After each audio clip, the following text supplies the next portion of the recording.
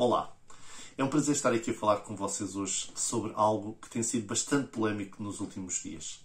Tem a ver com o comentário que o Carlos Malato fez às Testemunhas de Jeová no seu Instagram. Ele usou palavras muito duras para com a organização religiosa e para com as Testemunhas de Jeová em geral, por causa do alegado ostracismo praticado contra os ex-membros. Bem, isto repercutiu nas redes sociais, repercutiu em alguns sites, como a revista Flash, que foi a primeira a expor o comentário que ele fez. E o que é que levou o Carlos Malato a fazer este tipo de comentário? Eu gostava de analisar aquilo que ele disse e analisar aquilo que a organização veio a dizer poucos dias depois, numa declaração enviada à revista Flash, onde eles dizem algumas coisas que eu considero surpreendentes. E irei explicar porque é que considero surpreendentes e irei analisar, então, se aquilo que eles afirmam é verdade ou não, em comparação com aquilo que o Carlos Malato disse. Como vocês sabem, eu sou uma ex-testemunha de Jeová, fui ancião durante 10 anos, tenho quase 40 anos como testemunha de Jeová, portanto, prática religiosa diária, intensa, dentro do grupo. Portanto, sei perfeitamente quem está a dizer a verdade ou não, mas aquilo que eu digo não interessa. O que interessa são os factos. E os factos irão mostrar quem diz a verdade. Carlos Malato, que faz uma crítica muito dura sobre o ostracismo religioso praticado pela organização religiosa, ou a organização que disse coisas que eu considero, como já disse, surpreendentes. Então, eu gostaria de começar por ler o comentário do Carlos Malato para vocês. O Carlos Malato diz o seguinte: fico devastado com os relatos pungentes de filhos familiares de testemunhas de Jeová que, por deixarem a religião, são maltratados pelos pais, família, abandonados, postos fora de casa, ostracizados, desprezados. Eu próprio passei por um processo idêntico quando tinha 18 anos. Felizmente, consegui ultrapassar, relativamente, essa rejeição, mais uma, e manter-me à tona de água. Mas há quem não consiga e esteja completamente à deriva. Hoje encontrei-me com mais um ser completamente perdido, privado de uma infância e adolescência normais, obrigado a confrontar-se com questões complexas e inapropriadas para a sua idade, foi depois abandonado pela comunidade e pelos próprios pais, já na idade adulta, por questionar a pertinência de tais ensinamentos. Nunca fui de atacar e denunciar estas práticas, porque esta gentalha miserável alimenta-se e fortifica-se de quem os critica, alegando que é um sinal dos tempos e o cumprimento das profecias bíblicas. Mas há limites. Hoje, por empatia com aquele rapaz destroçado e sem vislumbre de futuro com quem me cruzei, uso o megafone da minha posição privilegiada para denunciar as práticas desta associação de malfeitores que usa Deus e a sua interpretação da Bíblia para destruir ao invés de construir, para arruinar vidas, para condenar as pessoas a um armagedão psicológico e deixar a sua alma em carne viva. @jw.org. Vendo bem, pouco diferem de outras religiões ancestralmente existentes e comumente aceites. Deus é amor. Todos os deuses e deusas são amor. É isto amor? @jw.org. O Carlos Malato nunca se coibiu de se identificar como uma ex-testemunha de Jeová e, por diversas vezes, deu entrevistas falando sobre o assunto, sobre a sua experiência, sobre as razões que o levaram a abandonar o grupo e até mesmo veio a público manifestar a sua revolta quando a sua mãe deixou de ter contacto com ele, exatamente motivada por questões religiosas. Portanto, ela, como testemunha de Jeová e cumprindo, alegadamente, cumprindo aquilo que a organização religiosa diz, cortou relações com o filho e até mesmo com a filha, que são ex-membros das Testemunhas de Jeová. Na altura, o Carlos Malato também expressou, digamos assim, os seus sentimentos numa postagem do Instagram e ele disse o seguinte: perdi o meu pai há 5 meses, em circunstâncias trágicas. Como se não bastasse, temo ter perdido também a minha mãe neste tempo que passou. Sou desassociado há mais de 30 anos das Testemunhas de Jeová e por essa razão a minha mãe proibiu-se de privar comigo e com a minha irmã, vir à nossa casa, tirar fotografias, andar connosco na rua, porque somos desassociados desta organização fundamentalista, radical, e eu porque sou gay. Na altura, este comentário também gerou muita polémica. As pessoas que são testemunhas de Jeová e os simpatizantes vieram ao público também manifestar a sua revolta perante este comentário. Na altura, a associação religiosa não se manifestou, mas percebemos que o Carlos Malato é uma pessoa sensível a esta questão. É uma pessoa que viveu na pele o ostracismo religioso e, ao se deparar com alguém que estava a se passar pelo mesmo e que se sentia completamente perdido devido ao abandono familiar, alegadamente motivado por esta seita religiosa, ele decidiu, então, conforme ele próprio diz, usar, digamos assim, a sua posição privilegiada como alguém conhecido e querido do público português para manifestar esse mesmo sentimento de revolta perante este tipo de tratamento desumano e cruel que é o ostracismo religioso ou a morte social quando alguém abandona ou é expulso deste mesmo grupo. Por isso, Carlos Malato é realmente uma pessoa que não tem tido, como se costuma dizer em bom português, papas na língua para expressar aquilo que sente em relação a este grupo religioso. Muitas pessoas, infelizmente, desconhecem esta regra das Testemunhas de Jeová de como tratar os ex-membros. Alguns até acham que isto são situações pontuais, situações isoladas, talvez motivadas por algum zelo excessivo de algumas pessoas mais fanáticas da religião. Elas não têm noção que estas normas são regras criadas e impostas pela própria organização religiosa, pelos líderes desta organização religiosa. E que tais regras são encaradas como uma lei divina e são interpretadas desta forma e impostas aos membros como se fosse um mandamento vindo da própria boca de Jeová, de Deus. Por isso, o que é mais surpreendente nisto tudo? Bem, é que a organização religiosa, a filial aqui em Portugal, que representa a sede mundial nos Estados Unidos da América, veio fazer um comentário, uma declaração a uma postagem do Carlos Malato no Instagram, e esta postagem foi realmente algo que os incomodou. Não se pode encarar de outra forma. Foi uma postagem que os incomodou e que os levou a fazer este tipo de declaração. E porquê é que terão feito este tipo de declaração? Terão feito este tipo de declaração porque o Carlos Malato é uma figura pública, uma pessoa querida do público português, alguém que, quando expressa aquilo que diz, milhões ou milhares de pessoas leem e ficam a par das suas opiniões. Portanto, ele, no fundo, é um influencer, digamos assim, nesta situação. Portanto, Carlos Malato tem realmente sido bastante vocal nesta situação.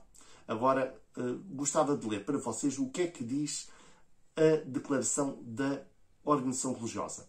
E foi transcrito na revista Flash. A revista Flash transcreveu e eu gostaria de ler para vocês aquilo que eles dizem. A revista Flash diz que a Associação das Testemunhas de Jeová garantiu que esses comentários não refletem nem os ensinos, nem as práticas da religião.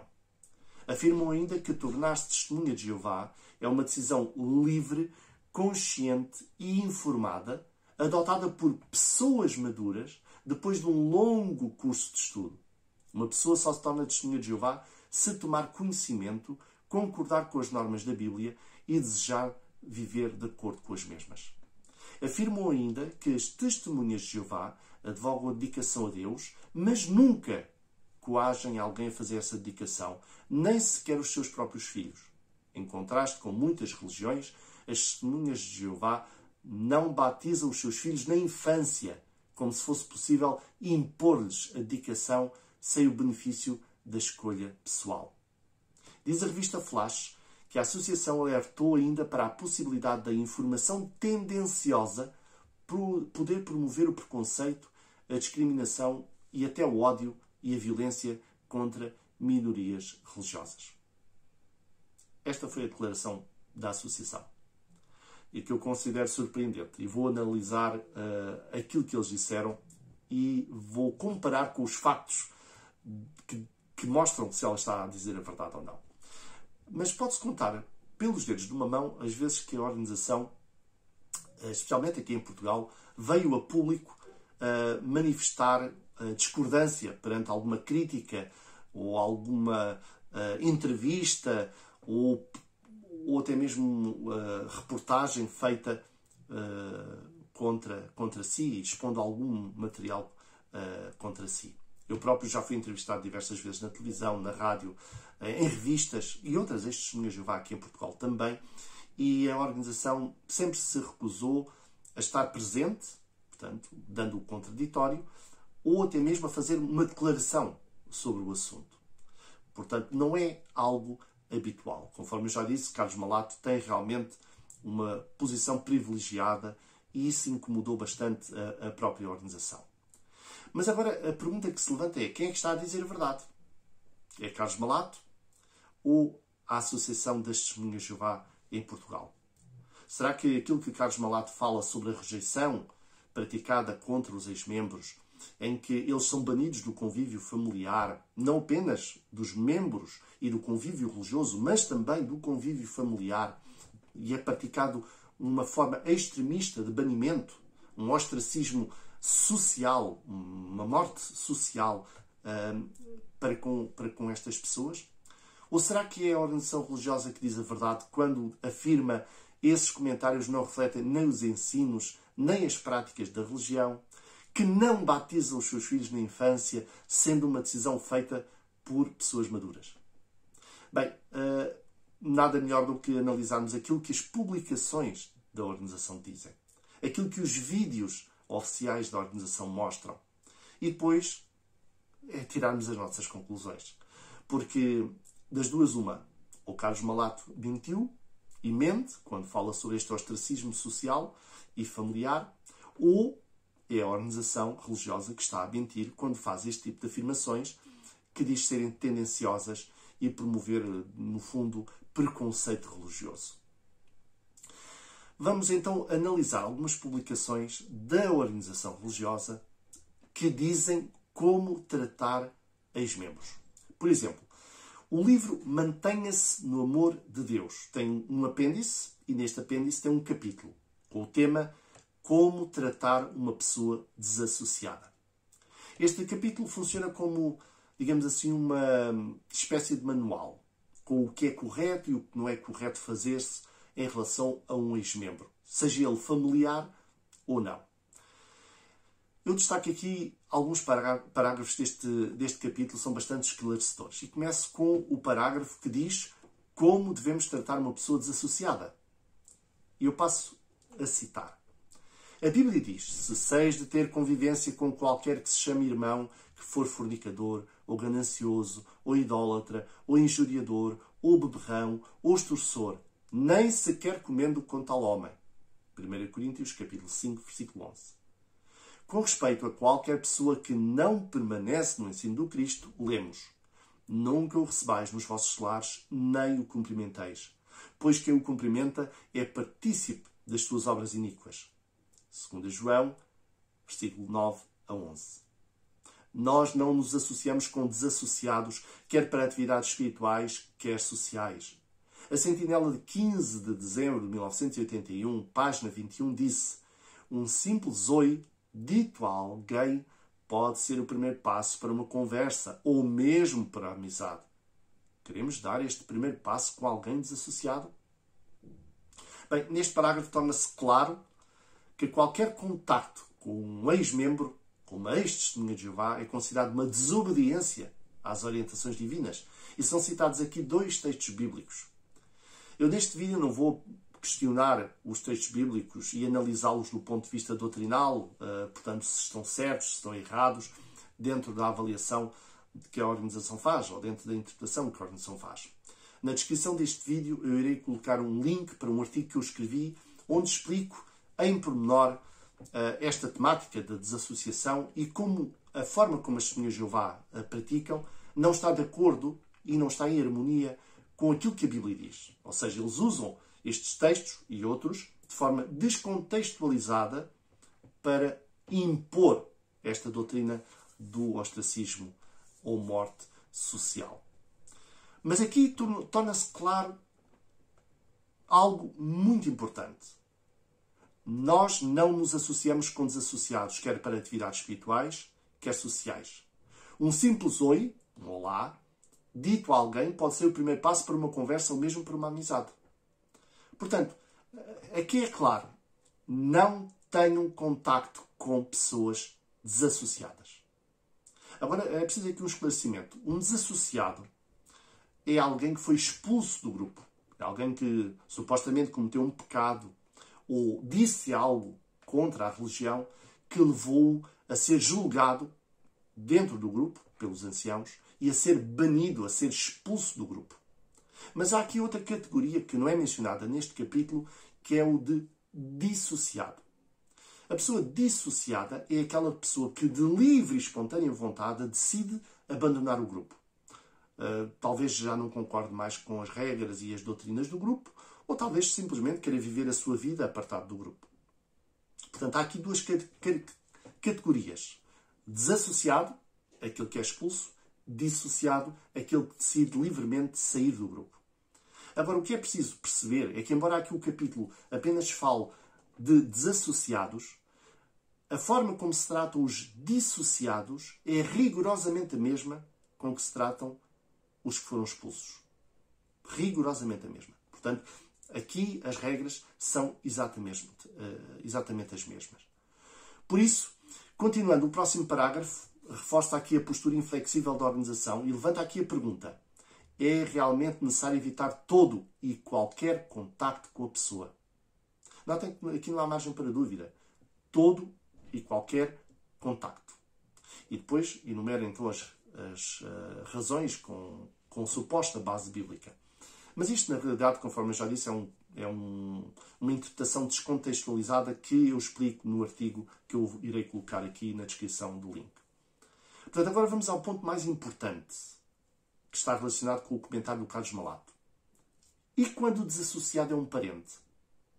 Bem, quando o desassociado é um parente, eles passam a apresentar o assunto como um verdadeiro teste à lealdade.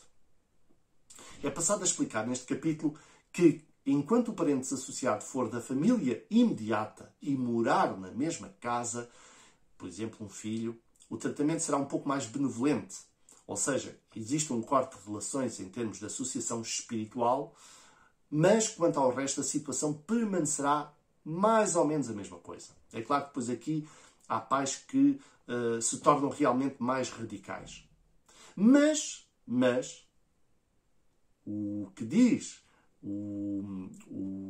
este capítulo é quando a pessoa, o membro da família, não faz parte da vivência familiar dentro de casa. Ou seja, quando ele não mora dentro de casa. E aqui é que se torna um problema muito mais grave. O parágrafo diz assim: quando o desassociado é um parente, neste caso, os laços achegados entre familiares podem ser um verdadeiro teste à lealdade. Como devemos tratar um parente desassociado? Bem, não podemos incluir aqui toda e qualquer situação que possa surgir nesse sentido, mas vamos nos concentrar em duas situações básicas. E depois enumeram a situação da pessoa viver dentro de casa. Mas agora dizem: em outros casos, o parente desassociado talvez não faça parte da família imediata, ou seja, um membro da família imediata que não mora na mesma casa. Embora em raras ocasiões talvez se precise cuidar de um assunto familiar com um parente desassociado, tal contacto deve restringir-se ao mínimo possível. Membros leais de uma família cristã não procuram desculpas para ter tratos com um parente desassociado que não mora na mesma casa. Em vez disso, a lealdade a Jeová e à sua organização os faz seguir os princípios bíblicos relacionados com a desassociação. Seu proceder leal visa o bem do desassociado e pode ajudá-lo a se beneficiar da disciplina recebida. Portanto, aqui é claro, claríssimo. Se não morar na mesma casa, o contacto deve restringir-se ao mínimo possível. Não existem desculpas para se ter tratos com um parente desassociado que não mora na mesma casa. Bem, estas orientações de ordenação são encaradas como tendo aprovação divina e são lidas não apenas como uma interpretação da Bíblia, que podem ser contestadas, podem ser, digamos assim,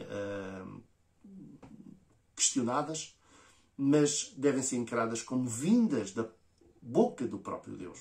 Não existe margem para contestar ou colocar em causa esta interpretação. Portanto, ao se ler esta matéria, entende-se como pais amorosos podem então banir os filhos das suas vidas, cortando totalmente ou ao extremo contato com eles. Mas o contrário também acontece. Filhos também cortam contato com seus pais. E eu vou citar aqui o exemplo que vem mencionado no Ministério do Reino de agosto de 2002. O Ministério do Reino era uma publicação estudada semanalmente pelas congregações das Testemunhas de Jeová.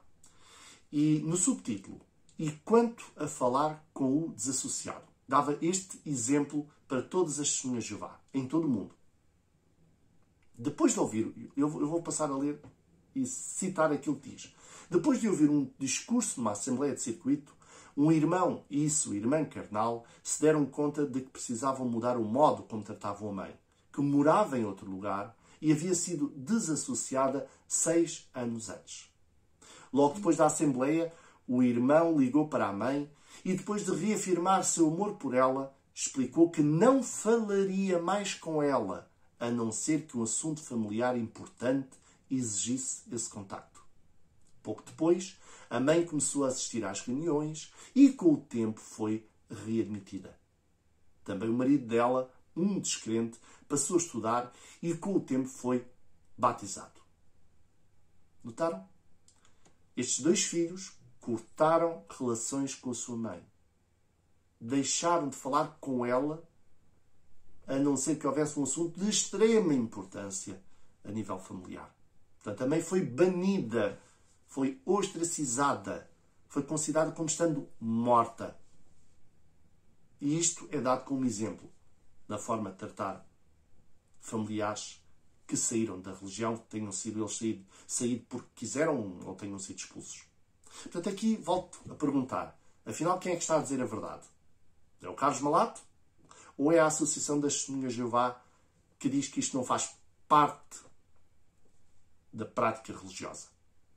Mas há mais. Há mais coisas que eu posso mostrar. No meu livro, eu vou-vos mostrar aqui. Tenho aqui o livro, aliás, vou-vos mostrar. Aqui na página 161, página 161, tenho aqui a citação de outra sentinela. Uma sentinela que fala sobre permanência leal a Jeová. E aqui dá um exemplo de um jovem desassociado e a forma como ele foi tratado pela família. Eu vou ler textualmente o que diz estes parágrafos. Vejamos apenas o exemplo do bem que pode resultar da família apoiar lealmente a Ordem de Jeová de não se associar com parentes desassociados. Certo jovem estava desassociado há mais de 10 anos e, durante esse período, seu pai, mãe e 4 irmãos cessaram de ter convivência com ele. Às vezes, ele tentava envolver-se nas atividades da família, mas, para crédito dela, todos os seus membros evitaram firmemente qualquer contacto com ele. Já readmitido, ele disse que sentia muita falta da associação com a família, em especial à noite, quando ficava sozinho. Mas ele admitiu que se a família se tivesse associado com ele, mesmo só um pouco, essa pequena dose o teria satisfeito. No entanto, ele não recebeu nem mesmo a mais pequena comunicação de qualquer membro da família. Assim, o desejo de estar com seus familiares contribuiu para a restauração da sua relação com Jeová. Pense nisso se algum dia você for tentado a violar o mandamento divino de não se associar com parentes desassociados. Está citado aqui no meu livro Apóstata, porque abandonei as testemunhas de Jeová. Afinal, quem mente? Carlos Malato ou a Associação das Testemunhas de Jeová? Bem, a organização sabe perfeitamente que isto é uma chantagem emocional, uma chantagem psicológica. Ela sabe que isto exerce uma pressão enorme nos ex-membros e força-os, digamos assim, a voltar para Jeová. Na realidade, é voltar para a religião. Porque eles, como construíram toda a sua vida e todas as suas amizades dentro do grupo, como a sua família, provavelmente, pelo menos a imediata, está dentro do grupo, quando eles são desassociados ou quando decidem sair da religião e perdem tudo, eles ficam sozinhos neste mundo. Então, a pressão emocional e psicológica de voltar para o grupo, não é? Voltar para Jeová, é muito, muito grande. E alguns acabam por voltar, não porque desejam fazê-lo de livre e espontânea vontade, porque ainda acreditam no grupo, mas simplesmente para voltar a voltarem a ter aquilo que têm de direito, que é o amor e o afeto e a ligação familiar que tinham antes de sair do grupo. Mas eu podia estar aqui a mostrar muito mais publicações oficiais da organização que provam que Carlos Malato não mentiu, não exagerou. São regras oficiais da própria organização. Mas gostava, antes de terminar esta parte, gostava de vos deixar com 2 vídeos da organização. Então, 2 vídeos oficiais da organização onde é dramatizado, digamos assim, e dado como exemplo a forma de tratar os ex-membros. E não deixa margem para dúvidas, estes 2 vídeos, de quais são as políticas oficiais da organização e de como os pais devem tratar os seus filhos. E quem diz os pais, diz os tios, os avós, diz filhos para com pais, para com tios, para com os avós, etc. Portanto, qualquer pessoa que abandone o grupo deve ser tratada desta forma. Quando olho para trás, reconheço que os meus pais esforçaram-se muito para fazer o que é certo, para fazer as coisas à maneira de Jeová. Mas como eu não odiava o que é mau, não via nenhum problema nas minhas escolhas. Isso acabou por me levar a fazer coisas de que me arrependi mais tarde. Acabei por ser desassociada. Sónia Azevedo não é mais testemunha de Jeová. A minha família ficou arrasada. Em continuação da nossa reunião, como os irmãos devem lembrar, na semana passada fomos todos convidados a trazer para a próxima parte da reunião de serviço. Mais tarde, o meu pai explicou-me que eu não podia continuar a viver com eles porque me recusava a mudar o meu estilo de vida. Ele disse-me que eu estava a ter um efeito negativo sobre os meus irmãos mais novos. Então, vou sair de casa.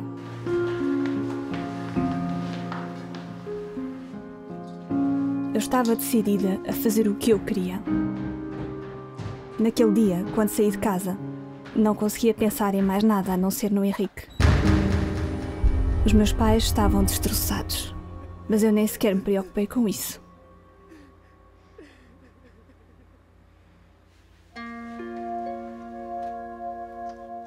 Não pensei na dor nem na desilusão que lhes causei.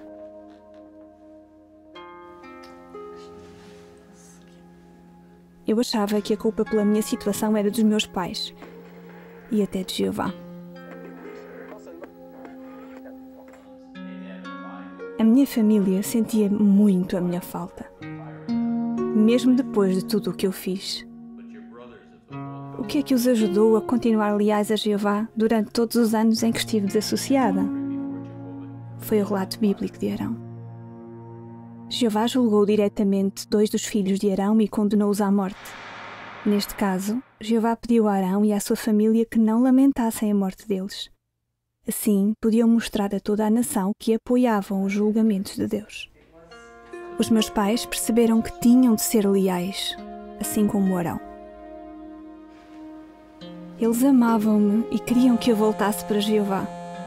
Eu tentei contactá-los, só queria falar e ouvir a voz deles.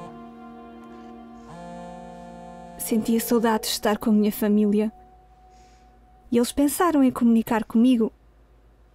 Mas eles sabiam que se tivessem o mínimo de contacto comigo, nem que fosse só para saber se eu estava bem, isso já me teria deixado satisfeita. Isso poderia levar-me a pensar que não havia necessidade de voltar para Jeová.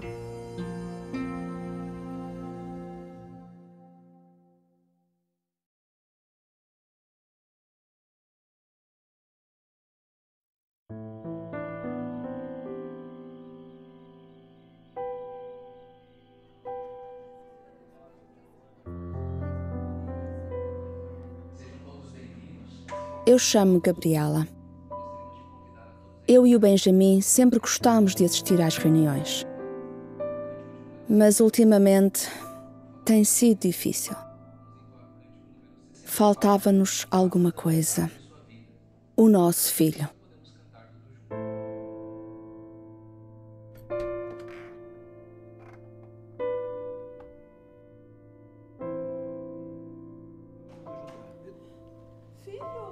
Era como se estivéssemos a ver o filme de outra família.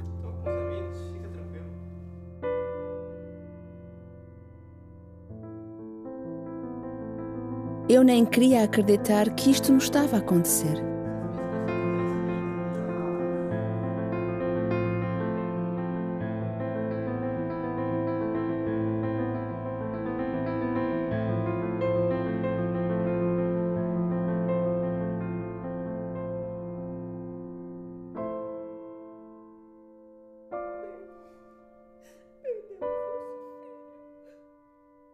Agora temos o anúncio que será feito pelo nosso irmão José Luiz.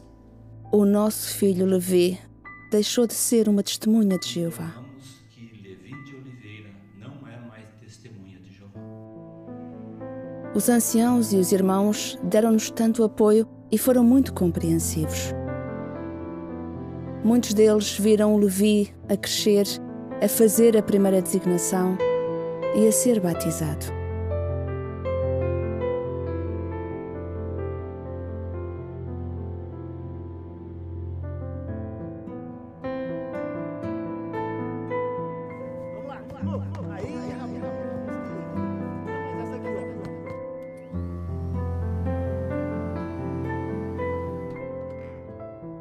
Eu estava arrasada. Eu estava desapontada com o Levi por ter deixado Jeová, mas ainda estava mais desapontada comigo mesma. Sentia que de alguma maneira tínhamos falhado. Estava sempre a pensar como é que ele estava. Será que estava bem?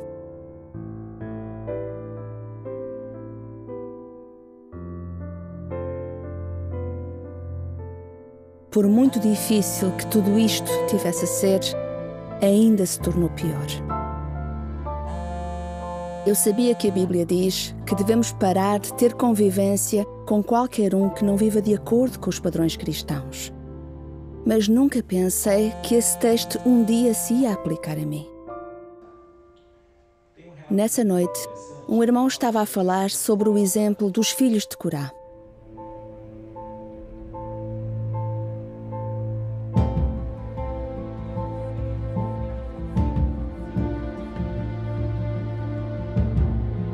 Jeová confirmou que estava a usar Moisés como líder do seu povo, e não Corá.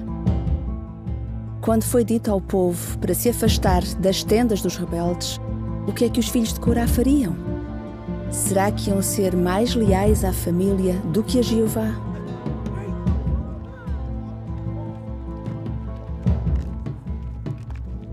A Bíblia diz-nos que os filhos dele foram leais a Jeová e foram abençoados por isso. Depois da reunião, eu disse ao Benjamin que tinha recebido uma mensagem do Levi. Eu contei-lhe tudo. Contei-lhe que tinha muitas saudades do Levi, mas que também queria ser leal a Jeová, como os filhos de Corá foram. O Benjamin admitiu que também estava a lutar com sentimentos parecidos. Depois, ele disse uma coisa em que eu ainda não tinha pensado. Se nós nos colocássemos entre o Levi e a disciplina de que ele precisa, não estaríamos a permitir que o amor de Jeová chegasse até ele. Na verdade, é a nossa lealdade a Jeová que lhe pode salvar a vida. Nós concordamos em continuar a confiar em Jeová e a manter-nos leais.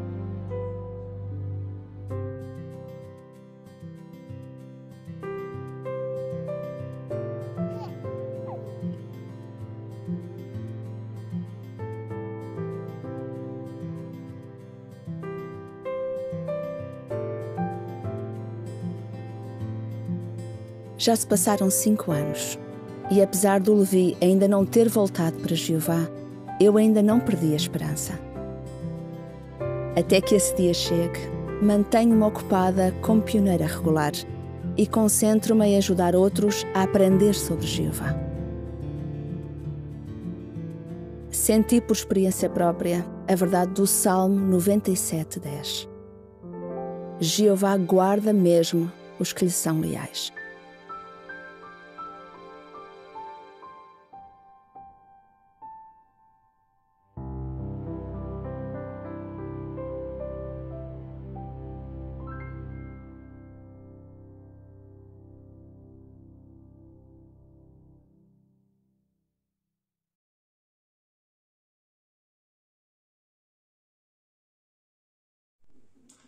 Depois de vermos estes vídeos, não há dúvida de quem é que está a mentir. Carlos Malato ou a Associação das Testemunhas de Jeová. Agora passando para outra questão que eles apresentam na sua declaração, que eu também achei curiosa. Eles dizem nessa declaração que não batizam os seus filhos na infância, sendo uma decisão feita por pessoas maduras. Será que isto também é verdade? Eles não batizam crianças pequenas? Vamos começar por ver um vídeo. Um vídeo que foi lançado este mês, isto é apenas um excerto, e que se foca na relação dos pais com os seus filhos e como é que estes devem ajudar os jovens a crescer à madureza cristã, ou seja, a tornarem-se espiritualmente maduros. No fundo, a tornarem-se testemunhas de Jeová. Vamos ouvir alguns deles. Como é que os vídeos têm ajudado os seus filhos a serem amigos de Jeová? Era difícil para a minha filha, a Keidiane, conviver e passar algum tempo com os irmãos mais idosos. Sabem, para mim, era difícil passar tempo com eles, porque eles são um pouquinho lentos. Mas eu aprendi a fazer amigos com a Sofia na lição 25, fazer amigos. Durante algumas semanas, usámos a nossa noite de adoração em família para vermos alguns vídeos. Estes vídeos ajudaram a minha filha a dar valor aos mais idosos. Ela respeita-os e agora ela até gosta de pregar com eles. A irmã Elsa era uma irmã muito idosa, mas a Sofia gostava de falar com ela e eu também posso fazer o mesmo. Graças a estes vídeos, a minha relação com Jeová ficou muito mais forte. Eu sou mãe solteira e a minha filha depende de mim.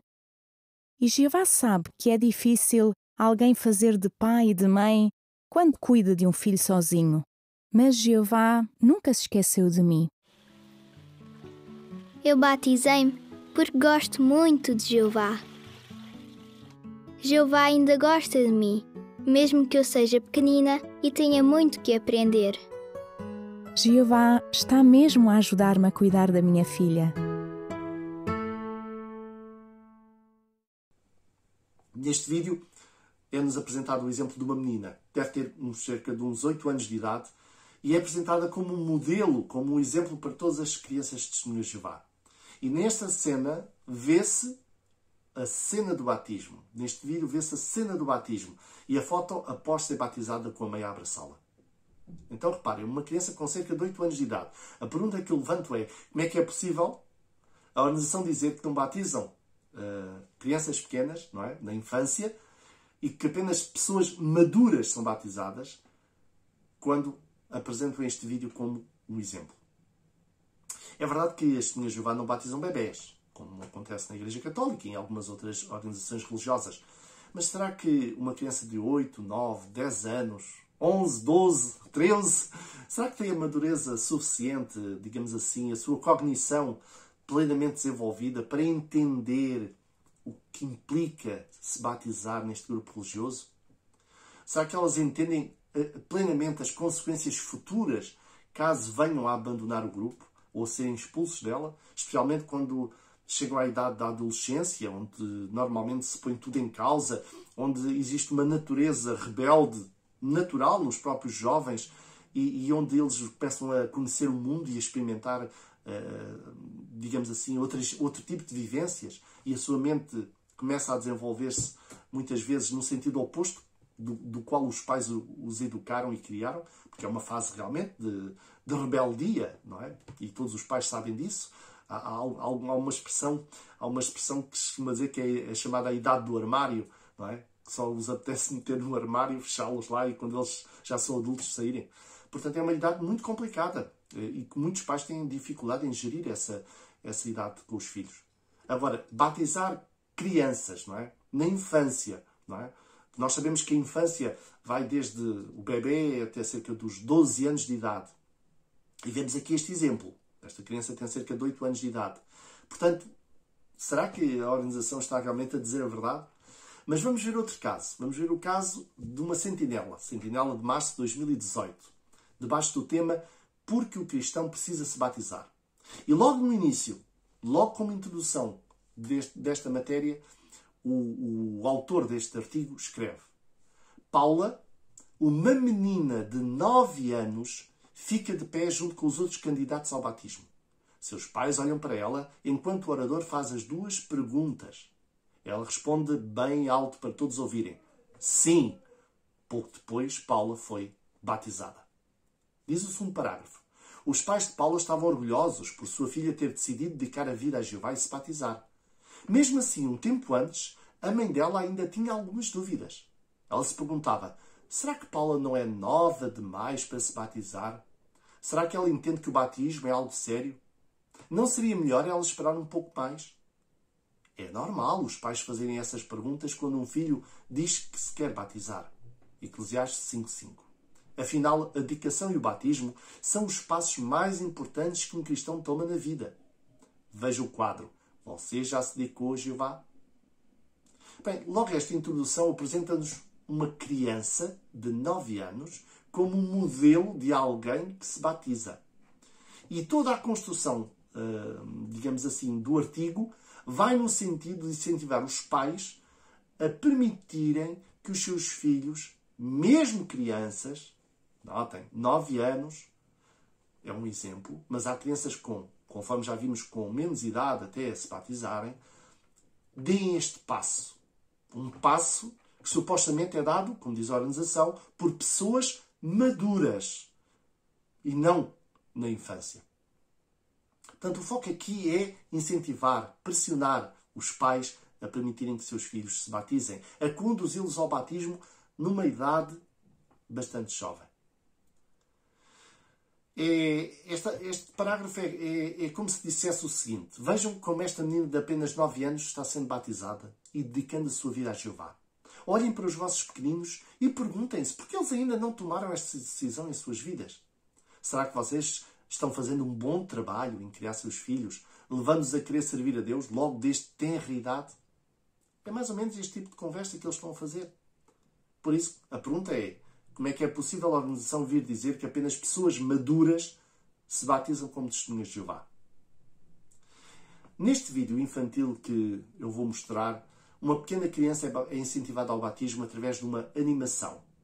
É um vídeo apropriado para crianças, que é transmitido pelo site oficial da organização. E notem até mesmo o pormenor de um ursinho na cama da criança, que é colocado para mostrar que é realmente uma criança bem pequena.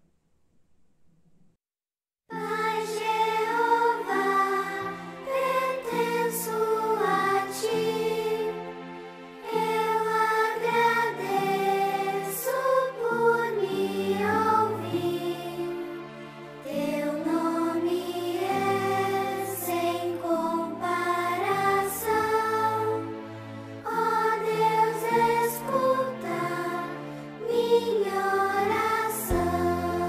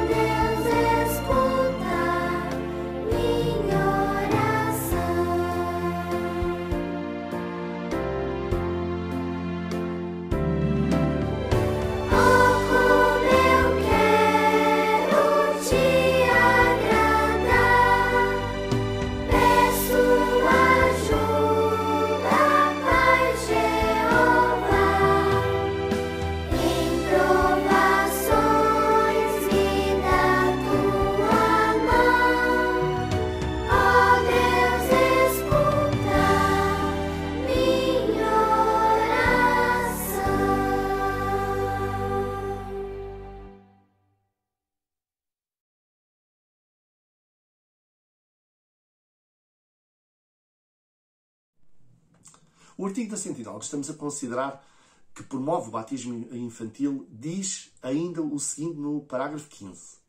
Não existe nenhuma idade considerada certa para se batizar. Cada estudante da Bíblia progride no seu próprio tempo.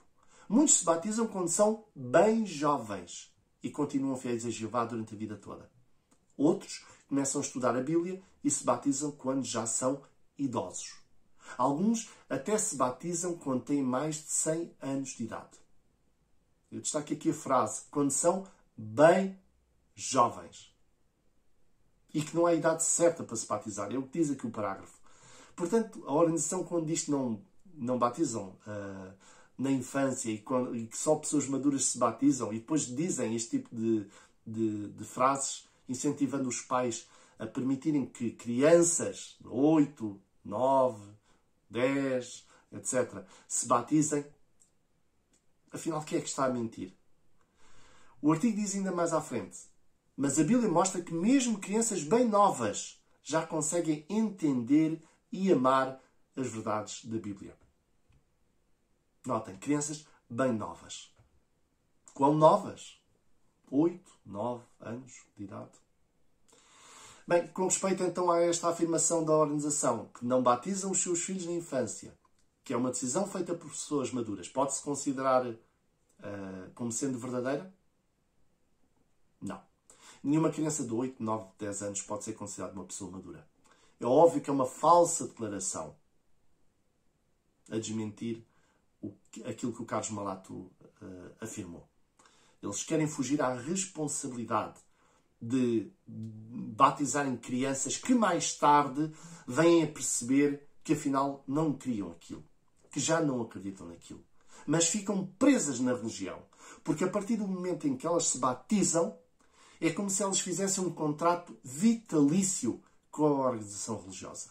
Um contrato não escrito, um contrato verbal, que dizem quando se batizam. Portanto, o ato do batismo nas Testemunhas de Jeová é realmente algo muito sério, definitivo, e que implica uma decisão para toda a vida. Porque a partir do momento em que a pessoa decida sair do grupo, ou seja, expulsa do grupo, então a organização vai usar tudo aquilo que tem ao seu dispor para tornar a vida dessa pessoa num inferno, como se costuma usar a expressão. Vai ser um inferno. A pessoa vai perder a família, vai perder os amigos, vai ser banida do grupo, vai ser tratada como se estivesse morta, porque é esse mesmo o ensino. E exemplos bíblicos são usados até mesmo em sentinelas, dizendo que, assim como servos de Jeová no passado, como Arão, cujos filhos foram mortos e que ele nem pôde, digamos assim, lamentá-los, da mesma forma os pais de Testemunhas de Jeová devem ser firmes na sua posição para com os pais, devem ser firmes, portanto, na forma de tratar os seus filhos e de não terem qualquer contacto com eles, nem por telefone, nem por SMS, nem qualquer tipo de contacto. Devem banir. E os exemplos que eu já mostrei mostram claramente isso mesmo. Eu, por exemplo, fui batizado com 16 anos de idade.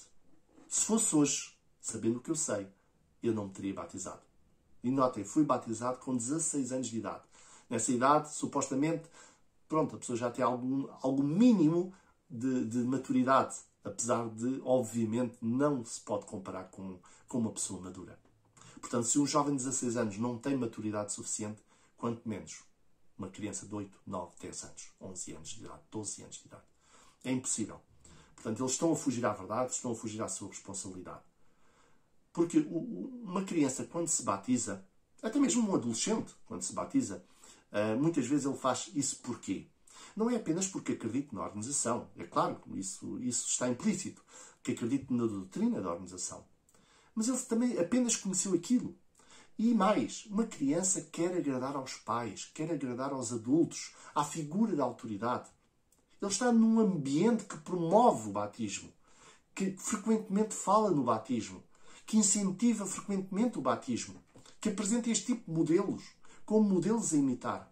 Portanto, é natural que uma criança desenvolva esse sentimento do batismo, porque tudo conduz para isso. É a chamada pressão de grupo. Incentiva para isso. Portanto, não é, na realidade, uma decisão meramente pessoal, tomada em consciência. Não. Há aqui fatores emocionais e psicológicos envolvidos.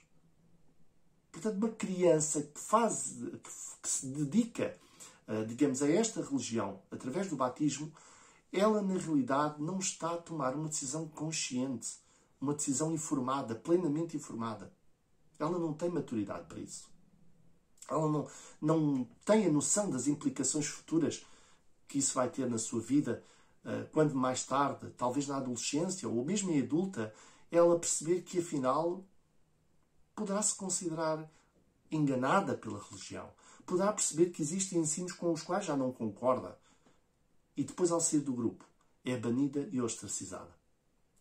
Portanto, para concluir, pode-se dizer que a organização mentiu nestas declarações. Ela pretende passar uma imagem diferente daquilo que é na realidade. Portanto, a pergunta é: porquê a necessidade de mentir?